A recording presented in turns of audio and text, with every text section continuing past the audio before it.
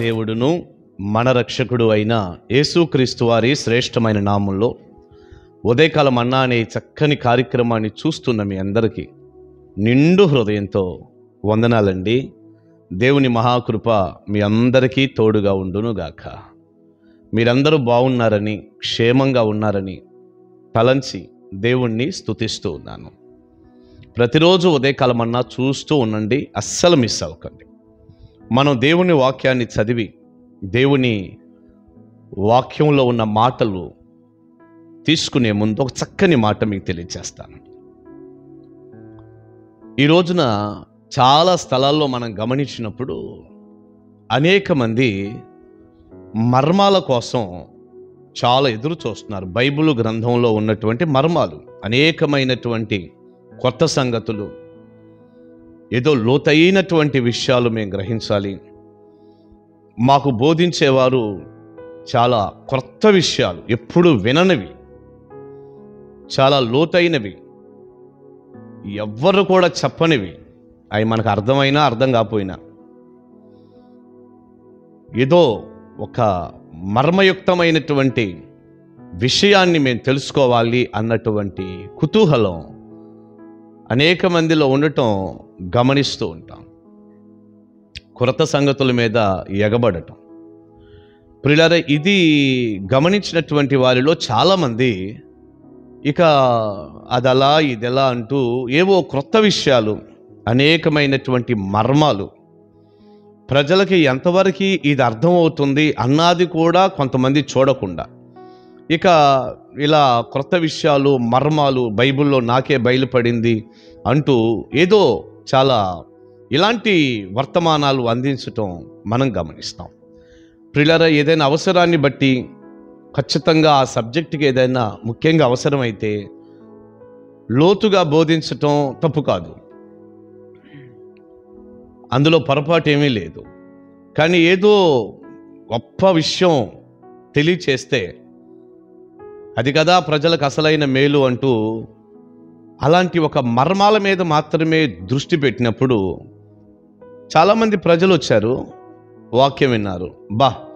అద్భుతమైనటువంటి ప్రసంగం మేము విన్నాము, చాలా లోతైన విషయం. కొంతమంది అంటూ ఉంటారు అప్పుడప్పుడు ఈ మైకులు వారి నోటి దగ్గర పెడితే, మేము ఎప్పుడూ వెళ్ళలేదండి, దీన్ని సామాన్యమైన విషయం కాదు, అట్లా ఇట్లా ఎంత లోతైన సంగతి. నేను మళ్ళీ చెప్తున్నాను, అవసరాన్ని బట్టి ఏదైనా కొంచెం లోతుగా ధ్యానం చేసి బోధించడంలో ఏం పొరపాటు లేదు. కానీ ఇక అది మాత్రమే చాలా ముఖ్యం అనుకుంటూ ఈ రోజున వినేటటువంటి వ్యక్తులు కూడా అదే ముఖ్యము అన్నటువంటి దాని మీదకి స్పృహ మనం తీసుకెళ్ళటం అంత కరెక్ట్ కాదేమో అనిపిస్తుంది. ఇక ఈ వినేవాళ్ళు కూడా మేము చాలా అమూల్యమైన వర్తమానం విన్నాం, ఏదో మర్మం బయలుపడింది అన్నట్టుగా ఆలోచిస్తున్నారు. మారు మనస్సు, వాటికి సంబంధించినటువంటి ఫలాలు చాలా తక్కువగా కనపడుతున్నాయి. నేను దేవుని పిల్లలుగా మిమ్మల్ని అడుగుతున్నాను, మర్మాల మారు మనసా? మర్మాల కోసం చూస్తున్నారా? కొత్త సంగతుల కోసం చూస్తున్నారా? ఏదో ఎప్పుడూ ఎవరూ చెప్పనటువంటి విషయం నాకు బయలుపడింది, మా బోధకుడు బోధించాడని వాటి మీద ఆనందపడిపోయి మేము ఎంత జ్ఞానం నేర్చుకున్నామో అని వెళ్ళిపోతున్నారా? మారు మనసుకు సంబంధించిన ఫలం ఏమైనా కనపడుతుందా? ఒక్కసారి మీరు ఆగి ఆలోచించండి. ప్రియబిడ్డ, ఈనాడు చాలా స్థలాల్లో చూస్తే మారు మనసు తక్కువగా ఉంది, ఈ మర్మాలు చాలా ఎక్కువగా వినపడుతుంది. అది చాలా గొప్పలాగా కూడా ఫీల్ అవుతున్నారు.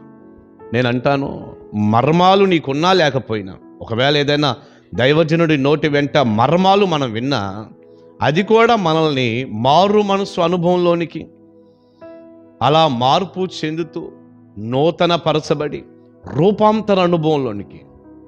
ఇప్పుడు మారు మనసు, రూపాంతర అనుభవం రెండు ఒకటి కాదు కదా. కనుక మారు మనసు అనుభవాల్లో రూపాంతర అనుభవాల్లోనికి మనల్ని నడిపిస్తే మంచిదే. అవి లేనప్పుడు మాత్రం ఎన్ని మర్మాల వలన కూడా ఏం ప్రయోజనం లేదు. అవి కూడా మనల్ని మారు మనసులోకే నడిపించాలి.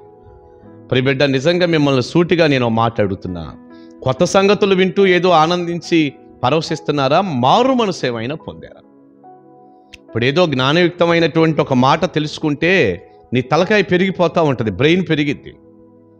ఏం విషయం తెలుసుకున్నాం, మాకే బయలుపడింది, ఇక ఎవరికి తెలియదు ఇక మా పరిచర్లో తప్ప అని ఒక రకమైన గర్వానికి, తల పెరిగిపోవటానికి, బ్రెయిన్ పెరిగిపోవటానికి కారణమైంది. అది మారు మనస్సు అనేది గనక విన్నా బోధన బట్టి కలిగితే నువ్వు పశ్చాత్తాపడటానికి, మారు మనసుకు సంబంధించినటువంటి దుఃఖం నీకు కలగటానికి, ప్రభువుకు దగ్గరవటానికి, పరలోక రాజ్యానికి నువ్వు వెళ్ళటానికి అది కారణమైంది. ఈ రెండిట్లో ఏది ముఖ్యం?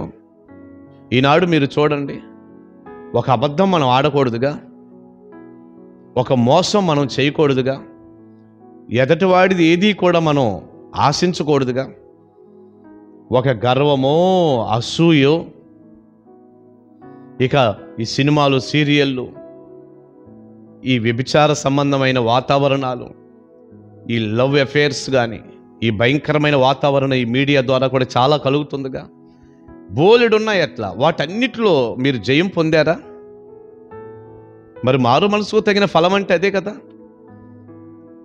బాప్తిస్మం ఇచ్చే యోహాను కూడా అదే బోధ చేశాడు. మీరు మారు మనసుకు తగిన ఫలాన్ని ఫలించండి, లేకపోతే గొడ్డలి చెట్టు వేరున పెట్టబడి ఉంది అన్నాడు. నీకు ఎన్ని మర్మాలు తెలిస్తే ఏముంది? గొడ్డలతో నిన్ను నరికేస్తున్నప్పుడు, అసలు పోతున్నప్పుడు.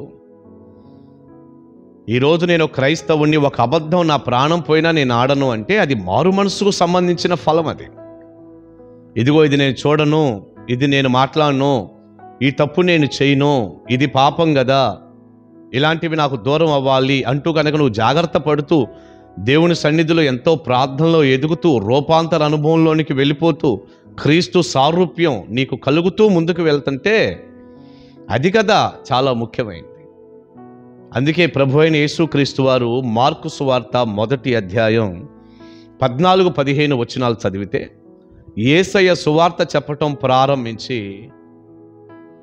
ప్రారంభించిన మొట్టమొదటి మాట, ఆయన నోటి వెంట వెలువడిన మాట ఎంత అమూల్యమైన మాట చూడండి.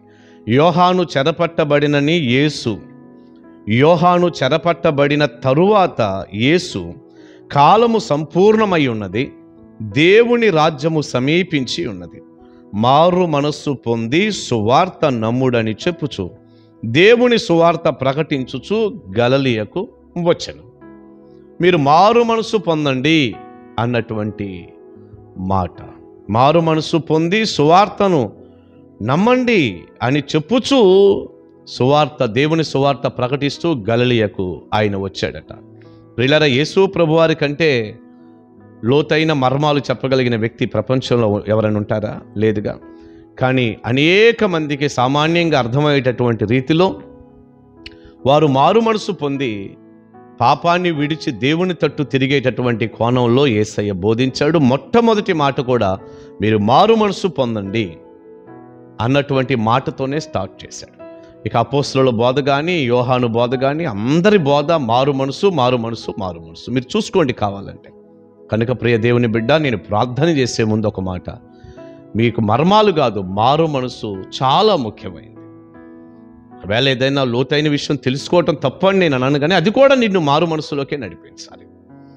మారు మనసే రేపు నిత్య జీవాన్ని కూడా నీకివ్వగలదు. దైవాశీస్సులు మీ అందరికీ ఉండునుగాక. ప్రార్థన చేద్దాం. పరిశుద్ధుడా, ప్రేమగల తండ్రి, విత్తబడిన చక్కని సందేశం మీ ప్రజలకు దీవెనగా చేయ. ఏదో కొత్త సంగతులు తెలుసుకున్నామని మా బ్రెయిన్ వాసిపోవటం, తల పెరిగిపోవటం కాదు, కానీ ఏదో గొప్ప జ్ఞానవంతులు అనే గర్వంలోనికి వెళ్ళటం కాదు, కానీ మారు మనసు ఎంతవరకు కలుగుతుంది, ఎంతవరకు పశ్చాత్తాపడుతున్నాం, ఎంతవరకు పాపం మీద జయ జీవితాన్ని పొందాం, ఎంతవరకు రక్షణార్థమైనటువంటి మారు మనసు పొందే దుఃఖం మేము కలిగి ఉన్నాం, ఎంతవరకు దేవునికి దగ్గరయ్యాం అని గమనిస్తూ ఎప్పటికప్పుడు నాయన వాక్యానుసారంగా వారు మీకు దగ్గరగా జరిగి దీవించబడే కృప అనుగ్రహించండి. ఈ వర్తమానాన్ని మీ ప్రజల కొరకు దీవెనగా మార్చండి. యేసు నామాని ప్రార్థన మనవులు అడుగుచున్నాను తండ్రి. Amen, amen. God bless you. దేవుని కృప మీకు తోడై ఉండును గాక. కలుసుకుందాం ఉదయకాల మన్నాలో. Praise the lord.